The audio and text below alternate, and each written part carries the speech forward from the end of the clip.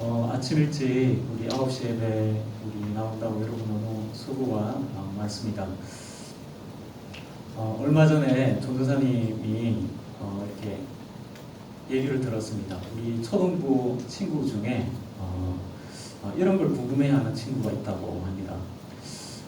왜 이 세상에는 종교가 여러 가지가 있는데 불교도 있고 또 이슬람도 있고 또 여러 가지 기독교 말고도 많은 종교들이 있는데 왜 우리는 기독교를 믿어야 되나요? 이런 궁금증을 가지고 있는 친구가 있다고 합니다. 부모님께 그런 질문을 한다 그래요.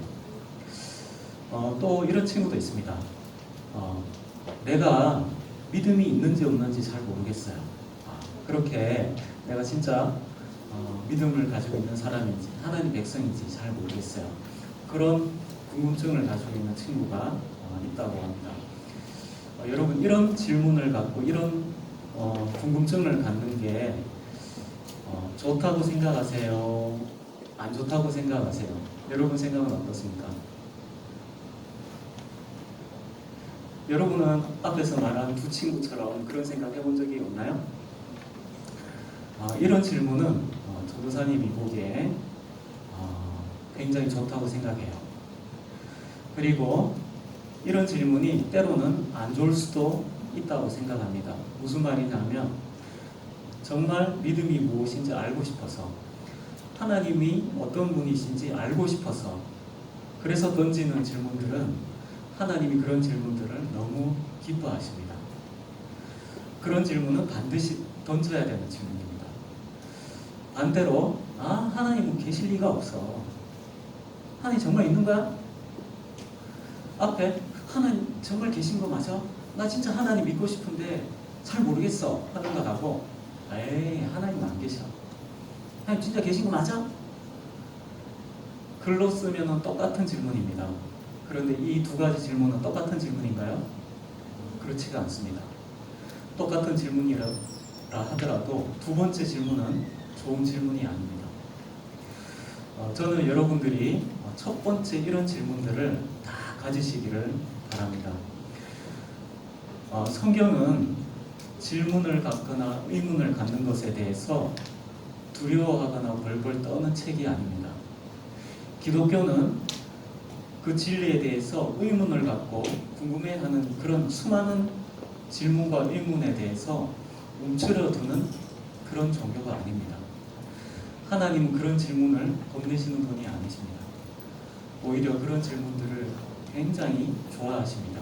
그것을 통해서 우리가 하나님에 대해서 바로 알기를 원하십니다. 여러분들도 지금 이제부터 그런 질문을 하기 시작했다고 하는 게 전도사님 그 얘기를 듣고 굉장히 기쁘고 반가웠습니다. 아마 틀림없이 여러분들도 그런 생각을 아마 하고 있을 거라고 생각이 듭니다. 오늘은 여러분들이 너무나 잘 알고 있는 십계명의 말씀입니다. 제일 처음 십계명의 제일 첫 번째 계명이 무엇입니까? 우리 다 같이 한번 읽어볼까요? 시작. 너는 나 외에는 다른 신들을 내게 두지 말라. 하나님께서 이스라엘 백성들에게 첫 번째로 말씀을 하셨습니다. 계명을 가르쳐 주셨습니다. 성경에 보면 하나님께서 사람들에게 많은 이야기를 하실 때가 있습니다. 그런데 그 말의 종류가 똑같은 것이 아닙니다. 어떨 때는 명령하실 때가 있습니다. 어떨 때는 설명을 하실 때가 있습니다. 설명을 해주실 때. 어떨 때는 부르실 때가 있습니다. 부르실 때가 있습니다. 현아야 하면서 이렇게 부를 때가 있습니다. 그리고 또 하나님께서 어떨 때는 때로는 꾸중을 하실 때가 있습니다. 어떨 때는 칭찬하실 때가 있습니다. 또 어떨 때는 축복하실 때가 있습니다. 축복의 말씀. 어떨 때는 저주의 말씀, 심판의 말씀 하실 때가 있습니다. 그런데 십계명에 나오는 이 말씀은 이런 이야기들 중에서 명령에 속하는 말씀입니다. 하나님께서 이스라엘 백성들에게 이제 명령을 하십니다. 제가 여기 보면 글씨에 색깔을 뒀습니다. 그죠? 너는 나 외에 있는 다른 신들을 내게 두지 말라. 동사가 중요합니다. 그래서 제가 빨간색으로 표시를 해놨습니다.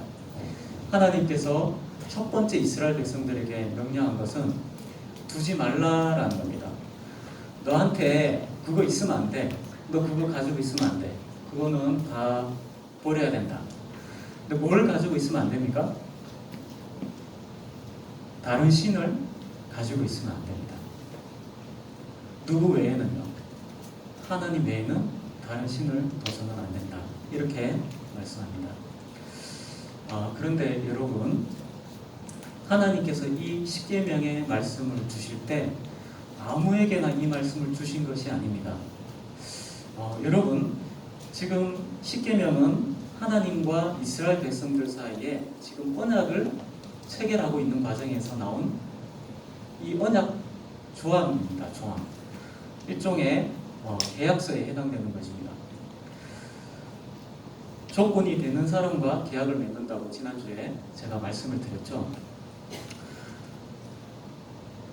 하나님께서 이스라엘 백성들에게 계명을 주실 때 전제 조건이 있습니다. 이 계명을 듣고 따라야 되는 조건이 있습니다.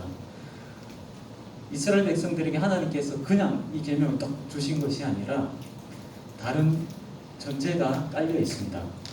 여러분 생각을 해보십시오. 어떤 계약서를 이제 맺을 때, 계약을 맺을 때 첫 번째 항은 가장 중요한 것을 적어 놓겠죠. 근데 첫 번째 항에 나와 있는 계약의 내용이 하지 말랍니다. 하지 말라. 여러분 이 첫 번째 계명의 뜻은 어떤 뜻인지 아마 아실 겁니다. 하나님만 섬겨야 된다. 그런 뜻이라고 아마 여러분 이해하고 있을 거예요. 그런데 여러분, 전도사님 같으면 1계명 한다 그러면은 이렇게 할 겁니다. 나 여호와 하나님만 섬겨라. 그렇게 하지 않겠습니까? 근데 하나님께서는 나 여호와 하나님만 섬겨라 이렇게 말씀하시는 것이 아니라 반대로 거꾸로 표현하십니다. 나 외에는 다른 신을 두지 말라 이렇게 거꾸로 설명하십니다. 왜 그렇게 하실까요? 이스라엘 백성들은 이미 애국에 있을 때 많은 신을 섬겨왔던 사람들입니다. 그런데 지금 상황이 어떠냐 하면 이스라엘 백성들이 그냥 계약을 맺는 것이 아니라 오늘 이 시내산에 오기 전까지 이스라엘 백성들이 경험한 것이 있습니다. 그게 뭐냐면 애국에서 10가지 재앙으로 하나님께서 재앙을 내리시는 것을 봤습니다. 그리고 마지막에 장자를 죽이시는 재앙, 그 다음에 홍해를 가르는 이런 기적들, 그 다음에 광야를 걸어 나오는 동안에 물이 없어서 먹을 것이 없어서 고통 가운데 있을 때 하나님께서 기적적인 방법과 능력으로 그들을 살리시는 것을 경험했습니다. 그것을 통해서 이스라엘 백성들이 무엇을 알게 됐냐면 하나님이 살아계시고 하나님 같은 신이 없다는 사실을 이미 경험했습니다. 지금 이스라엘 백성들은 하나님에 대해서 아무것도 모르는 사람이 아니라 하나님이 살아계신 것 분명하게 알고 있는 상태에서 지금 계약이 체결되고 있는 겁니다. 그래서 진짜 하나님이 살아계시구나 알았을 때 제일 먼저 해야 될 게 뭘까요? 가짜 신을 치우는 겁니다. 그래서 하나님께서는 제일 처음에 이제 다른 신을 치워라. 왜냐하면 너희들이 이제 알게 된 것이 무엇이냐? 하나님이 진짜 살아계시고 하나님이 참 신이라는 사실이 너희들 알게 됐기 때문에 이제 너희들 가짜 신을 다 치워라. 이렇게 말씀하시는 겁니다. 그러면 여기서 우리가 이제 궁금증이 생깁니다. 이스라엘 백성들은 눈으로 보았습니다. 하나님이 살아계신 것을. 여러분은 하나님이 살아계신 것을 보았습니까? 하다못해 여러분 집에 있는 목욕탕에 있는 물이 갈라지는 것을 혹시 보았습니까? 여러분 하나님이 살아계신가 어떻게 압니까? 이 십계명의 전제 조건은 하나님이 살아계신 것을 아는 사람과 맺는 조약입니다. 우리는 하나님에 대해서 알고 있나요? 하나님이 살아계시다는 것을 우리가 어떻게 알 수가 있죠? 오늘날에도 하나님께서 홍해를 갈라주시나요? 여러분 어떻게 생각하십니까? 이게 첫 번째 오늘 풀어야 되는 부분입니다. 우리가 하나님을 알고 있느냐? 제가 나는 믿음이 있는지 잘 모르겠어요 하는 그런 친구하고 제가 얘기를 해봤습니다. 그래서 제가 여러 가지 이제 대화를 하다가 많은 사실을 알게 됐습니다. 얘야, 믿음이라고 하는 것은 내가 믿음이 있고 없고를 얘기하기 전에 다른 거를 먼저 얘기해야 된다. 그래요? 뭘 얘기해야 되는데요? 믿음은 기차에서 뒤에 끌려가는 화차와 같은 거야. 믿음은 반드시 앞에 기관차가 있어. 믿음을 끌고 가는 기관차가 있어. 네가 믿음이 있는지 없는지 확인하려면 기관차부터 확인해야 돼. 그래요? 기관차가 뭔데요? 믿음은 지식에 대한 반응이야. 너에게 무슨 지식이 있는지 확인해야 돼. 그게 기관차가 제대로 앞을 끌고 가고 있는지 아닌지 확인하는 방법이야. 그게 뭔데요? 하나님은 이 세상을 창조하신 분이시야. 두 번째로 하나님이 이 세상을 지으셨을 뿐 아니라 우리 사람을 지으셨어. 그리고 그 사람이 하나님을 반역했어. 그래서 하나님께서 이 반역한 자를 사랑하시려고 다시 자기 아들을 보내주시고 그를 십자가에서 우리 대신 우리가 당할 하나님 심판을 대신 당하시고 부활하셔서 우리에게 죄 용서를 베풀어 주셨어. 이것이 하나님에 대한 지식이야. 너는 이것을 믿고 있니? 그러면 첫 번째부터 해보자. 나 하나님이 이 세상을 지으신 것을 믿니? 네, 믿어요. 하나님이 너를 만드신 것을 믿니? 네, 믿어요. 인정해요. 너는 사람이 하나님께 범죄했다는 사실을 인정하니? 네, 인정해요. 예수 그리스도가 하나님의 아들이라는 사실을 인정하니? 네, 그것도 인정해요. 너는 그 예수님이 너의 죄를 용서해 주셨다는 사실을 알고 있니? 그건 잘 모르겠어요. 그렇구나. 얘야, 너는 지금 네 번째에 걸려 있어. 너는 지금 네 번째에 서 있다. 너는 지금 믿음이 전혀 없는 게 아니라 마지막 죄의 용서에 대한 확신이 네가 부족하구나. 이것을 위해서 기도하자. 전도사님이 그렇게 얘기를 해줬습니다. 여러분의 믿음을 끌고 가는 기관차가 뭔지 아십니까? 믿음은 반드시 지식이 있어야 됩니다. 그 지식에 대해서 내가 믿느냐 마느냐 하는 것을 말하는 겁니다. 그래서 내가 아는 지식에 대해서 여러분이 하나씩 확인해 보세요. 내가 그 진리에 대해서 믿고 있는지. 자, 그러면 다시 질문으로 돌아가겠습니다. 우리가 하나님이 살아계시다는 거 우리가 어떻게 알 수 있습니까? 전도사님은 그럴 리가 없겠지만 나중에 다시 젊어질 수만 있다면 나중에 이번에는 뭐가 될까? 전도사님 만약에 다시 중학생이나 여러분같이 초등학생으로 되돌아간다면 전도사님 뭐가 되면 좋겠습니까? 전도사님은 아마 곤충학자가 됐을 것 같아요. 곤충학자. 곤충 중에서도 좋아하는 거 참 많이 있지만 땅강아지를 연구했을 것 같아요. 그런 곤충학자가 됐을 것 같아요. 전도사님이 어릴 때 곤충을 참 많이 봤거든요. 너무 작은 곤충들이 있습니다. 근데 컴퓨터보다 더 성능이 뛰어나요. 볼 때마다 놀랍니다. 인공지능을 가지고 있는 것 같아요. 자기가 알아서 몰 걸 찾아가고 자기가 알아서 전도사님이 잡으려고 손을 들면 피해갑니다.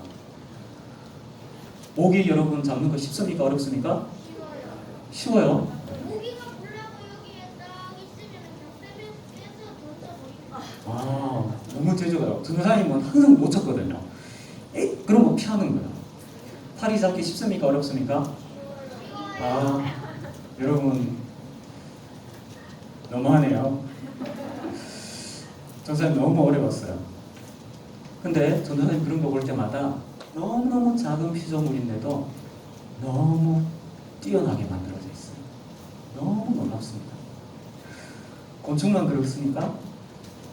나무를 보십시오. 저 밖에 날아가는 까마귀를 보십시오. 지난주에 전도사님이 교회 간다고 차를 타고 신천대로를 가고 있었는데 신호가 걸렸어요. 그리고 다시 신호가 파란불이 바뀌었습니다. 다시 출발하는데 전도사님 오른쪽에 트럭이 한 대 가고 있었습니다. 거기 노란 상자에 음식물 찌꺼기가 가득 담겨 있었습니다. 그 차, 근데 음식물 쓰레기가 아니고 식당에 음식 재료를 납품하는 트럭 같았어요. 그 뒤를 누가 쫓아가는지 아십니까? 네, 까마귀 한 마리가 쫓아가고 있었습니다. 신호가 걸려서 멈췄을 때 까마귀가 내려앉았습니다. 그리고 그 노란 상자 안에 가더니 하나를 물었습니다. 파란색으로 바뀌어서 차가 출발하니까 뛰어 올랐습니다. 고기 큰 거 한 덩이를 물고 날아가는 걸 봤습니다. 이야, 까마귀 정말 실력 좋다. 여러분, 이 세상을 보십시오. 하나님이 얼마나 이 세상을 멋지게 만드셨는지 우리가 볼 수 있습니다. 여러분, 사람에게는 아주 특별한 능력이 있습니다. 여러분, 그 학교에서 쉬는 시간 있죠? 1시간 수업 마치고 화장실을 갔다 왔어요. 화장실을 갔다 왔는데 화장실 가면서 아침을 안 먹고 배가 고픈 거예요. 배에서 꼬르륵 소리도 나고 화장실 갔다가 자리에 딱 돌아왔는데 책상 위에 치즈케이크 한 덩이가 딱 놓여있는 거예요. 여러분, 치즈케이크를 딱 보면 어떤 생각이 들겠습니까? 코로나 때문에 못 먹겠다. 아마 전도사님 같으면 코로나고 뭐고 모르겠다 뜯어가지고 먹었을 것 같아요. 배고프니까. 근데 사람은 어떻습니까? 치즈케이크 놓여있으면 누가 갖다 놨지? 생각합니다. 뭡니까? 내 앞에 뭔가 일이 나타나면 이게 어떻게 해서 일어났는지 앞에 있는 일을 생각할 수 있는 추론 능력이 있습니다. 뭔가 결과가 있으면 원인을 추적하는 그런 사고 능력이 있습니다. 다시 말하면 사람은 이 자연을 통해서 하나님을 유추하고 하나님에 대해서 생각할 수 있도록 하나님께서 만들어 두셨습니다. 그런데 이것만으로 타락한 인간이 하나님에 대해서 온전히 알 수가 없습니다. 여러분, 우리가 하나님을 알 수 있는 방법, 하나님이 살아계시다는 것을 알 수 있는 방법이 무엇이냐면 바로 성경 말씀입니다. 근데 이게 무슨 뜻인지 이해가 잘 안 되실 거예요. 성경 말씀 가지고 어떻게 하나님 계신지 알고 있어. 성경 한 구절 한 구절 가지고 아는 것이 아니라 여러분, 어떤 진리라고 하는 것은 일관성이 있어야 됩니다. 앞에서는 이것을 보고 갈색이라고 얘기했는데 뒤에 가서 이것은 파란색이다 이렇게 말하면은 앞뒤가 맞는 게 아니에요. 이것은 진리가 아닙니다. 앞에서 이게 갈색이다 그러면 뒤에서도 갈색이다 얘기해야 됩니다. 성경은 전체 책이 쓰여지기까지 수천 년이 걸렸습니다. 그리고 한 사람이 쓴 것이 아니라 수많은 사람들이 쓴 책입니다. 그런데 처음부터 성경 끝까지 논리적으로 일치합니다. 마치 한 사람이 쓴 것 같이 논리적으로 일치합니다. 그래서 성경은 사람들에게 진짜 하나님이 살아계시고 하나님이 우리에게 무엇을 원하시는지에 대해서 아주 논리적이고 설득력 있게 진리를 증거합니다. 그래서 여러분, 하나님에 대해서 우리가 알고 싶다면 성경을 알아야 됩니다. 그냥 성경을 아는 게 아니라 성경이 말하는 논리에 우리가 부딪혀야 됩니다. 그리고 세 번째가 있습니다. 우리가 하나님을 아는 방법은 우리가 믿음을 가지고 기도할 때에 하나님께서 응답하신다는 것입니다. 여러분, 하나님과 다른 신이 다른 것이 무엇이 있습니까? 힌두교에서 말하는 신과 하나님과 다른 게 뭐가 있습니까? 딱 하나입니다.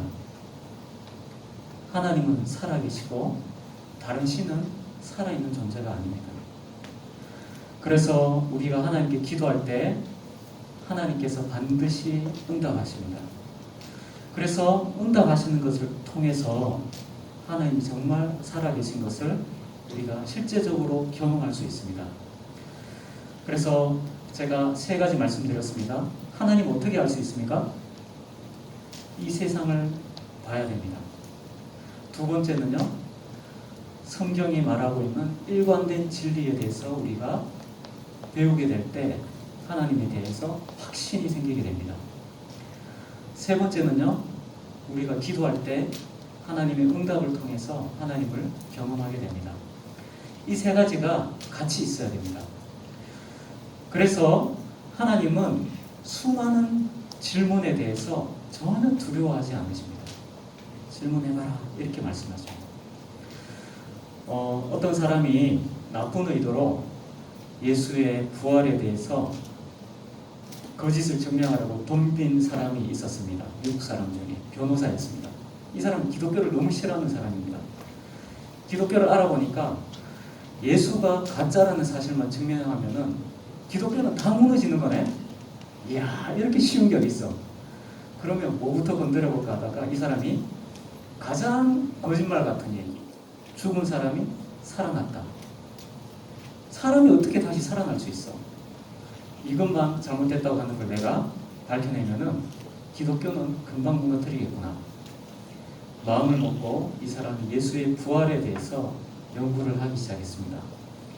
예수가 붙잡혔던 이유, 재판받는 이유, 재판받는 과정, 그리고 죽는 과정, 그리고 그 뒤에 일어났던 사건들을 변호사답게 논리적으로 추론해 나갔습니다. 근데 성경을 연구하면 연구할수록 너무나 진리에 가깝다는 사실을 알게 됐습니다. 그래서 이 사람이 나중에 마지막 결론을 예수는 진짜 하나님의 아들이다, 거꾸로 결론이 나게 됐습니다. 그래서 그 사람이 쓴 책이 누가 돌을 옮겼는가 하는 책을 썼습니다. 여러분, 이와 같이 성경은 그냥 쓰여진 책이 아닙니다. 하나님이 얼마나 진실하신 분이고 참 하나님이신지를 보여주는 책입니다.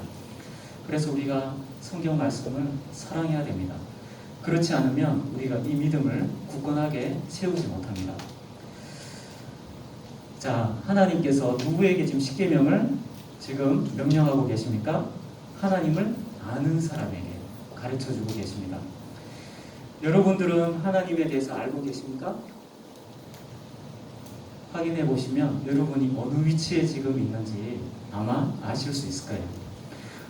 올해 우리가 6개월 동안 해왔던 게 뭐냐면 하나님에 대해서 배우기 위해서 열심히 성경 말씀을 배운 것입니다. 앞으로도 계속 그렇게 해야 됩니다.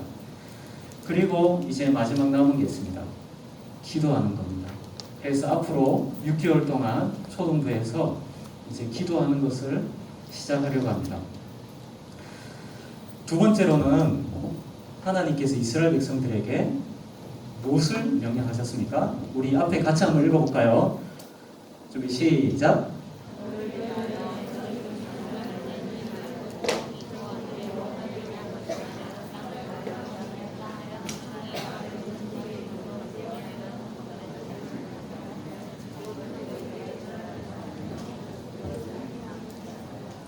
네, 여기 보면 빨간색만 보십시다. 하나님께서 말씀하신 게 만들지 말라, 절하지 말라, 섬기지 말라입니다. 3가지입니다. 근데 무엇을 만들지 말라고요? 우상을요. 자세하게 설명한 것들이 여기에 있는 겁니다. 이 우상이 뭔지, 하늘에 있는 것이나 땅에 있는 것이나 물속에 있는 것 중에서 형상을 만들지 말라. 그리고 그것에 대해서 절하지 말고 섬기지 말라. 이것이 두 번째 계명입니다. 여러분, 사람이 우상을 만들어서 절하고 섬긴다고 하는 것이 어떤 의미를 갖는 걸까요? 왜 다른 사람들은 말도 하지 못하는 불상을 앞에 놓고 거기에다가 절을 할까요?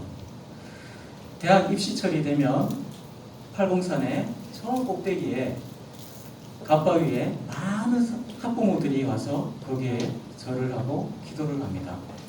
왜 그렇게 할까요? 그 갓바위가 진짜 신이라고 믿어서 그렇게 할까요? 그게 돌인지 모를까요? 그분들도 다 알 겁니다. 이게 돌이라는 사실을. 말 한마디도 하지 못하는 바위에 불과하다는 사실을 알 겁니다. 근데 왜 거기 가서 절을 할까요? 왜 거기 가서 돈을 바칠까요? 아들이 대학 갔으면 좋겠으니까요. 근데 여러분 질문 한번 해보겠습니다. 거기 가서 절하는가 하고 그 기도하고 있는 사람, 절하고 있는 사람의 아들이 아니면 딸이 대학 가는가 하고 무슨 관련이 있습니까? 여러분 어떻게 생각하십니까? 갓바위에 가서 열심히 기도하면 정말 아들이 대학에 득급 붙나요? 근데 그렇게 믿고 하는 거죠. 무엇이냐면 부모의 이 정성을 가지고 정성을 다하면 하늘이 감동해서 어떻게든 아들이 학교에 갔는데 조금이나마 더 도움이 될 거라고 생각을 하는 것입니다.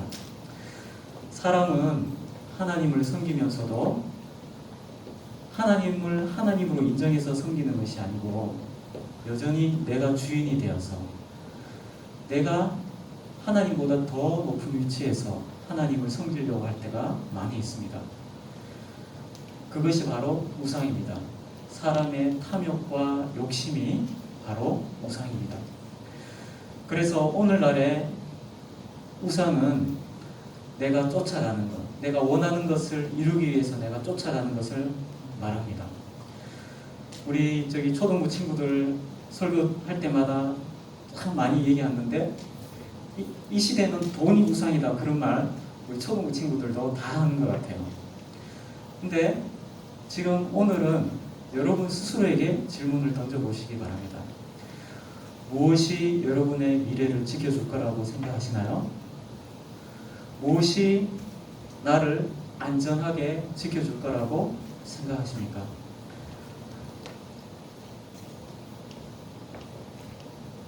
공부인가요? 아니면 건강한 건가요? 나중에 중학교 가서 무엇이 여러분을 일진으로부터 지켜줄 거라고 생각합니까? 우리 다 태권도 배워야 될까요? 태권도 배우면 나쁜 건 아닙니다. 네? 학교 선생님, 네. 좋아요. 학교 선생님. 학교 폭력 신고와 네. 아주 지혜롭게 잘하는 것 같아요. 여러분 그런데 우리가 하루하루 살아가고 중학생이 되고 고등학교가 가고 하다 보면 우리가 어느 순간부터 나를 올가매는 것이 생기기 시작합니다. 여러분 중학교 고등학교 가면은 벌써 교회 가지 못하도록 나를 올가매는 게 생깁니다. 월요일에 시험이 있습니다. 학원에서 보강을 한다고 합니다. 예배 시간에요. 여러분 어디로 가실 겁니까? 공부는 안 하고 여기로 와야 되는 게 예, 우상입니다. 우상. 절하고 섬긴다고 하는 것은 내가 거기에 매여서 내가 종이 되는 것을 말합니다. 여러분 명심하십시오. 우상을 섬기지 말라고 하는 것은 단순하게 어디 상 만들어 놓고 절하지 말라고 하는 것이 아니라 여러분들이 절대로 노예가 되면 안 된다는 겁니다. 그 어떤 것에도 노예가 되면 안 됩니다. 하나님께서 이스라엘 백성들을 지금 어떻다고 얘기하십니까? 종되었던 집에서 인도하여 낸 나 여호와다. 너 자유인이다. 너를 자유케 한 여호와가 이제 언약을 맺겠다. 다시 종과 노예로 돌아가면 안 되는 것입니다. 여러분, 인간관계나 아니면 어떤 사람이나 어떤 것이든지 간에 나를 노예처럼 만들고 매이게 만드는 게 있으면 안 됩니다. 절대로 저라면 안 됩니다. 그런데 여러분, 이게 왜 중요하냐면 고등학교, 중학교 지나가고 대학교 가고 직장 생활하면 나를 올가매려고 하는 것들이 널려 있습니다. 여러분. 그래서 지금 자유하는 법을 알아야 됩니다. 성경에 보면 요수아가 가나안 땅을 정복할 때 거인족이 있습니다. 아낙 자손들이 있습니다. 그걸 보고 막 벌벌벌 떱니다. 이스라엘 백성들이. 근데 여러분, 학교 가거나 직장에 가면 아낙 자손들이 기다리고 있습니다. 노예로 만듭니다. 전도사님이 직장 생활할 때 큰 계약을 맺게 됐습니다. 저희 회사가 만들어진 이후로 가장 큰 금액의 계약을 맺게 됐습니다. 그 회사가 중국에 있어서 중국에 가서 이제 계약을 맺기 직전이었습니다. 근데 거기서 접대를 하겠다는 거예요. 거기가 갑이고 저는 을입니다. 그래서 술집으로 데리고 갔습니다. 근데 그냥 술집이 아니라 아주 좋지 않은 술집이었습니다. 아가씨도 나오고 이런 술집이었습니다. 근데 제가 거기를 박차고 나오면 이 계약이 어떻게 될지 모릅니다. 저는 회사 대표로 거기 가 있었습니다. 물론 제 생각은 모시고 갔지만. 근데 저는 거기에 밀 수가 없었습니다. 저는 처음에 영문도 모르고 따라갔다가 딱 보고 이상한 곳이구나. 그래서 다른 사람과 떠들고 있을 때 그냥 걸어 나왔습니다. 그리고 그 건물 앞에서 한 2시간 정도 기다렸습니다. 사람이 나올 때까지. 2시간이 지나자 그 회사에 임원들하고 사람들이 나왔습니다. 술이 취해서 나왔습니다. 저한테 얘기했습니다. 자, 그때 대리였거든요. 박대리, 이 손가락이 무슨 뜻일까요? 소신있건. 그러고 갔습니다. 계약이 어떻게 될까요? 나중에 계약이 됐습니다. 시간이 많이 흘렀습니다. 제가 또 출장을 가서 거기에 또 가게 됐습니다. 거기에 계약을 총괄했던 거기에 책임자가 이제 제가 술을 안 마시는 걸 알고 식당으로 데리고 갔습니다. 그분이 식사하면서 저한테 얘기했습니다. 내가 왜 당신 회사하고 계약했는 줄 아시오? 나 당신 회사 솔직히 안 좋아해. 그리고 뭐 이것도 솔직하게 나 안 좋아해. 근데 내가 박대리 자네 보고 내가 계약한 거야. 이건 알아줘. 그렇게 얘기를 했습니다. 저는 사실 잘한 거 아무것도 없었습니다. 저는 개발자도 아니었고 잠깐 영업할 때 잠깐 들어갔던 것 뿐입니다. 근데 제가 하나님께 기도하고 저는 매이지 않겠습니다 했을 때 오히려 하나님을 믿지 않는 사람이 저 사람 믿을 수 있는 사람이야. 계약해야겠다. 그런 마음이 들었다고 했습니다. 여러분, 우리를 올가매는 거 있으면 다 뿌리쳐야 됩니다. 다 뿌리쳐야 됩니다. 그리고 그렇게 하는 방법은 다음 주에 다룹니다. 다음 주에. 여러분을 매이게 하고 있는 거 뭐가 있습니까? 스마트폰, 게임, 발로 밟으셔야 됩니다. 한두 번 할 수 있어요. 근데 분명히 얘기해야 됩니다. 내가 주인이야. 내가 주인이야. 아시겠습니까? 얘기해 보세요. 네. 조금 더 큰 소리로. 숙제. 숙제는 조금 다른 문제이긴 해요. 근데 나를 매이게 할 수도 있죠. 숙제는 내가 감당해야 되는 책임 중에 한 가지인 것 같아요. 그죠? 근데 내가 숙제를 하면서 노예 같은 마음을 가지면 안 되겠죠? 근데 아주 중요한 질문을 한 것 같아요. 아마 다 공감할 거예요. 다른 친구들도. 나를 올가매고 있는 거 여러분 찾아내서 발로 밟으십시오. 그게 두 번째 개념입니다. 그것이 하나님을 영화롭게 하는 것입니다. 세 번째 계명은 무엇이냐면 여호와의 이름을 망령되이 부르지 말라는 겁니다. 여호와의 이름을 망령되이 부르지 말라고 하는 것은 거꾸로 말하면 여호와의 이름을 제대로 불러라는 뜻입니다. 하나님의 이름을 언제 불러야 될까요? 여러분 최근에 하나님의 이름을 언제 불러보셨습니까? 하나님의 백성에게 가장 큰 특권은 하나님의 이름을 부를 수 있는 것입니다. 하나님의 이름을 부르는 게 뭘까요? 그게 기도입니다. 언제 기도하게 되나요? 나에게 나를 종으로 만들려고 하는 것이 나를 공격할 때, 나를 힘들게 하는 것이 있을 때, 나에게 어려움이 생겼을 때, 내가 아플 때, 내가 힘든 일, 여러 가지 일이 있을 때, 그때 여호와의 이름을 부를 수 있습니다. 또 언제요? 하나님이 기뻐하시는 일이 무엇인지 분별하지 못할 때 길을 가르쳐 주세요. 제가 이것을 해야 되나요? 말아야 되나요? 길을 알고 싶을 때 기도할 수 있습니다. 그런데 여기서 망령되이 부르지 말라 하는 것은 이런 것을 염두에 두고 있습니다. 여호와의 이름을 부른다고 하는 것은 호소하는 것입니다. 재판관에게 재판해 주십시오 하는 것하고 똑같습니다. 근데 보십시오. 두 사람이 서로가 다투게 됐어요. 근데 이 사람이 잘못했습니다. 이 사람이. 그런데 이 사람이 상대방을 자기가 잘못했는데 이 사람이 나에게 손해를 입혔어요. 고발을 해버렸습니다. 그럼 이 사람은 뭡니까?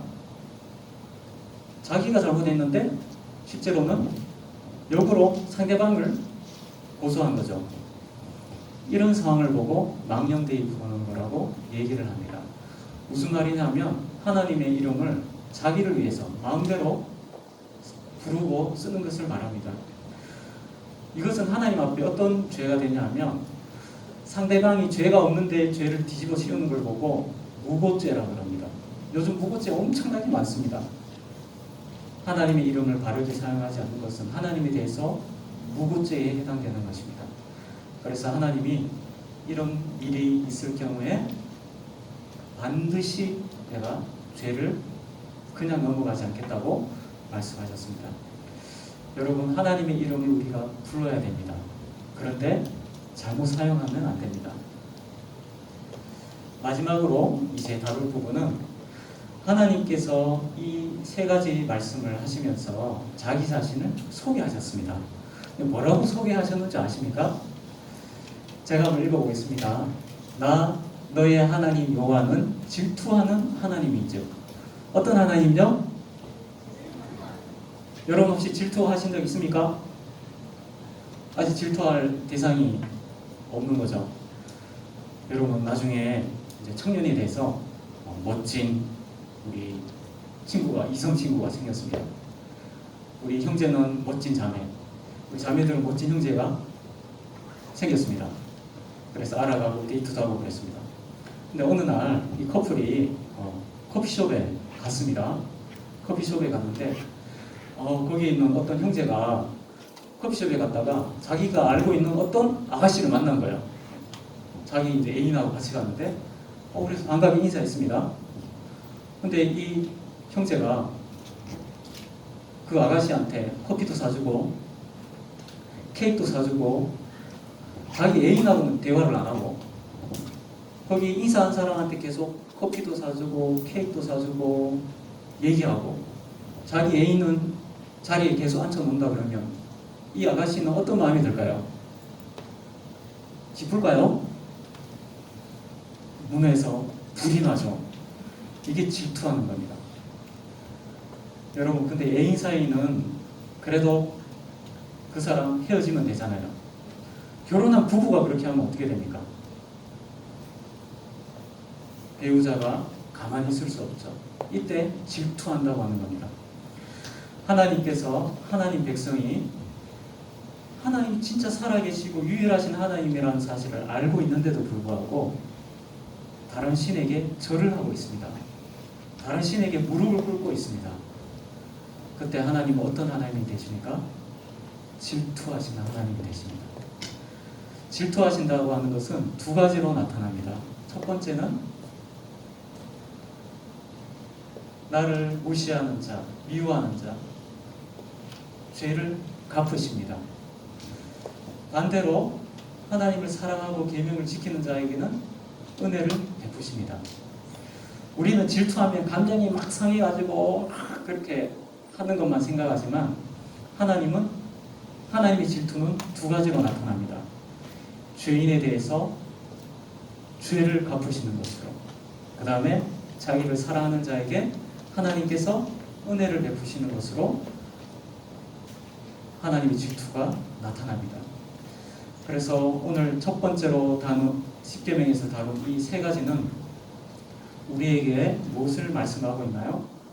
여러분들에게 하나님이 진짜 참 하나님이신지 먼저 질문하고 계십니다. 두 번째는 여러분에게 하나님이 진짜 살아계신 분이 맞다면 우리에게서 다른 우상을 다 치우고 우리가 자유인의 지위를 지키고 그리고 하나님의 이름을 바르게 불러야 된다고 우리에게 말씀해주고 계신 것입니다. 여러분 마음속에 하나님보다 더 높은 위치에 있는 것, 하나님보다 더 소중하게 생각하는 것이 있다면 그것을 다 치우시기 바랍니다. 그렇지 않으면 하나님께서 질투하십니다. 무엇이 있습니까? 생각해 보십시오. 그런데 그것을 알고 하나님 제가 이것을 더 사랑해서 했을 때는 하나님께서 은혜를 어떻게 해요? 1000배까지 갚으시는 분이시라고 말씀하십니다. 여러분 절대로 굴복하지 마십시오. 스마트폰으로 게임할 때 외치십시오. 내가 주인이다. 입 다물어. 한 번 해도 괜찮아요. 한 번 하고 딱 덮을 수 있으면 자유인입니다. 제가 저희 집 아이한테 항상 얘기합니다. 스마트폰 만지거나 태블릿 만지는 경우가 생기면 부릅니다. 누구야? 누가 주인이니? 당연히 저죠. 30분 있으면 아빠 다 왔어요. 던지고 갑니다. 아직까지 잘 됩니다. 충분히 봤어요. 더 안 봐도 되니? 괜찮아요. 던지고 갑니다. 여러분 그렇게 하십시오. 너무 막 게임, 스마트폰 막 이렇게 부담 갖지 마시고 한두 번 하는 거 괜찮아요. 근데 이제 그만해야겠다. 딱 덮으시란 말이에요. 아시겠죠? 인터넷도 조금 하는 거 괜찮아요. 덮으세요. 그래서 외치십시오. 내가 주인이다. 입 다물어. 항상 외치시기 바랍니다. 하나님이 우리의 참 주인이시다. 외치시기 바랍니다. 이게 되면 나중에 여러분이 사회에 나가서 골리앗을 만나고 아낙자손을 만났을 때 쓰러뜨리는 방법을 여러분들이 알게 됩니다. 여러분 모두가 이 십계명의 말씀을 여러분들의 가장 소중한 말씀으로 삼아서 요수아와 같이 가나안 땅을 정복하고 이 세상에서 자유인으로 하나님 백성으로 멋지게 살아가는 우리 초등부 친구들 다 되시기 바랍니다. 기도드리겠습니다. 하나님 아버지 감사합니다. 이스라엘 백성들이 하나님이 정말 살아계신 것을 경험하고 하나님과 언약을 맺고자 했을 때 이제 하나님께서 자신의 백성에게 원하는 것을 가르쳐 주셨습니다. 이제 참 하나님 외에 다른 것들 다 버리고 나를 노예로 만드는 것들 다 치워버리고 오직 하나님의 이름만 부르는 그런 멋진 하나님 백성으로 살아가라고 말씀하셨습니다. 하나님 바라옵기는 저희가 먼저 하나님을 알기를 원합니다. 하나님 더 알 수 있도록 우리에게 하나님의 말씀을 가르쳐 주시고 우리가 기도할 수 있도록 은혜를 다하여 주시기를 원합니다. 그래서 우리가 하루하루 살아갈 때에 우리 삶 속에 있는 우리를 올가매려고 하는 것들 다 이겨나갈 수 있도록 하나님 축복하여 주시옵소서. 예수님의 이름으로 기도합니다. 아멘.